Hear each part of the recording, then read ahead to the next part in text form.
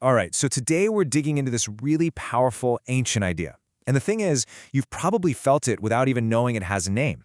It's kind of like a ghost in our cultural machine, and it shapes how we think about our bodies, our world, and even God. So let me ask you this. Have you ever had that feeling? You know, the one where your mind, your spirit, that's the real you. And this physical body, it's just something you're stuck with for a while. Well, if you have, you are tapping into a spiritual current that is literally thousands of years old. In that deep suspicion of the physical, material world, it has a name. It's called Gnosticism. It was a major competitor to early Christianity. And honestly, its core ideas never really went away. So let's unpack its really strange and fascinating worldview. Okay, so to really get the Gnostics, you have to understand their cosmic drama. I mean, they looked at a world that's full of suffering and decay and basically said, there is no way a perfect God made this. So their solution was pretty radical. To solve the problem of evil, the Gnostics basically came up with a wild idea: two gods.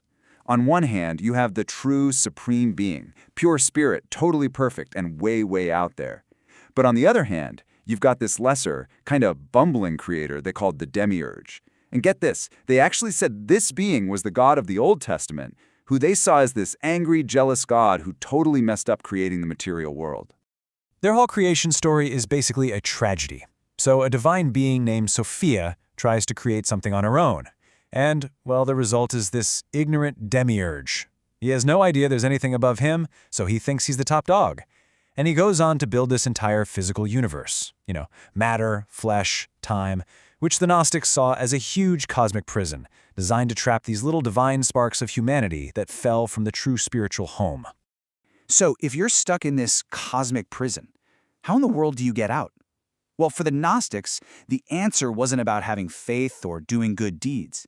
It was about gnosis. This was a special, secret knowledge. The whole idea was, if you could just get this mystical insight, this gnosis, about where you truly came from, your divine origin, you could finally break free from your body and go back to that spiritual fullness they called the pleroma. Now, as you can probably imagine, the early church saw this as a massive threat. I mean, this wasn't just some small disagreement. This was a totally different vision of reality itself. And their response was just as radical, an unshakable belief in the absolute goodness of, well, everything. The church's counterargument was just total and emphatic. A formal council put it pretty simply: there is no such thing as an evil nature. The logic was, look, if a perfect God created everything, then all of creation, and that includes the physical world, has to be fundamentally good. It was a complete and total rejection of that Gnostic worldview.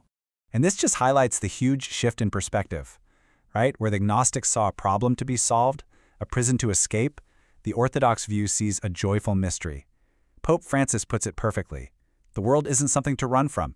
It's a gift to be contemplated with gratitude and praise. Yeah, this idea of creation as a deliberate gift is absolutely at the heart of it all. So in this view, the universe is not some cosmic oopsie made by a lesser god. Nope, it's a conscious, loving act. The physical world isn't a trap, it's an inheritance, a home that we've been entrusted to care for. And this really gets to the core of it, theologically speaking.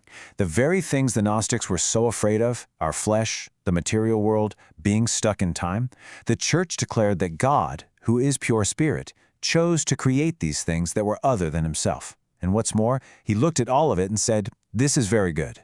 So the church officially rejected Gnosticism. But here's the thing, you can't just kill an idea. That ghost still hangs around. And if you start looking for it, you can see its shadow all over the modern world, sometimes even within the church itself. Seriously, think about it. Anytime wellness culture talks about detoxing your body as if it's naturally impure, that's agnostic echo. When some tech folks dream about uploading our consciousness to the cloud to escape our bodies, that's agnostic echo.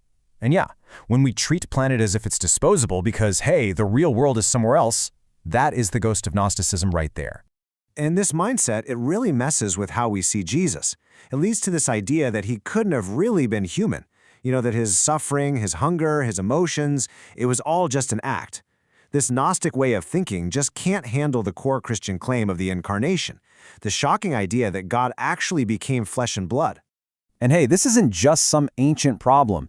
Pope Francis has actually warned about a new, sneakier version he calls contemporary Gnosticism. This one isn't about two gods or anything like that. It's about a faith that stays entirely in your head. Pope Francis describes this modern Gnosticism as a faith made of pure ideas. You see it in the quote here. It's a faith that wants a God, but not the messiness of Jesus in the flesh.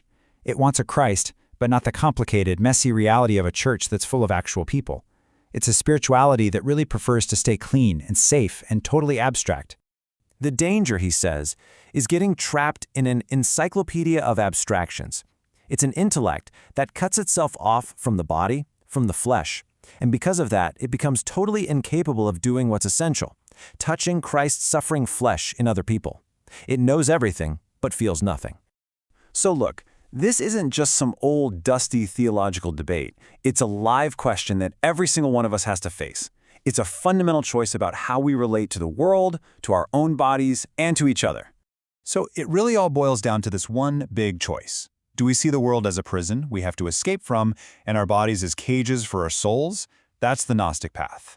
Or do we see the world as a gift? Our bodies as good, and our mission to actually engage with and help redeem all of creation, that is the incarnational path. Ultimately, this ancient battle is still being fought. It's fought in our environmental policies and how we talk about our bodies, and in the way we practice our faith. So the final question for you is, once you start looking for this ghost, where do you see its influence? Where do you see this tension between trying to escape the world and trying to engage it with love? It's really something worth thinking about.